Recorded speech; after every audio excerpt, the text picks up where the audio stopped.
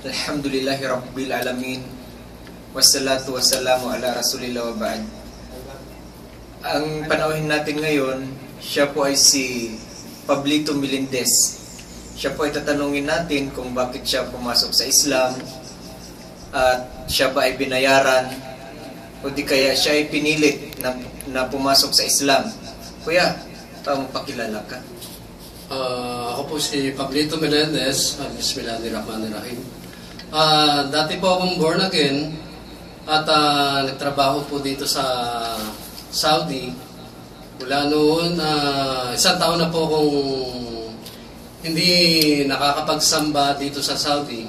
Pero nang isama ako ng isang kaibigan ko na Muslim at ako'y nagsala sa mosque at nakita ko ang kapayapaan at kaisahan ng mga Muslim dito sa Saudi. Ikaw ba ay pinilit, kuya, nung pumasok ka sa Islam?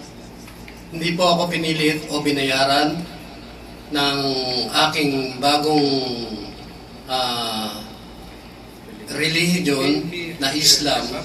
Ito po ay kahit isang kusing o pera na real, wala akong natanggap. Ako po ay kusang sumama at nagbigay loob sa Allah na isinuko ko ang aking buhay sa nag-iisang Allah lamang.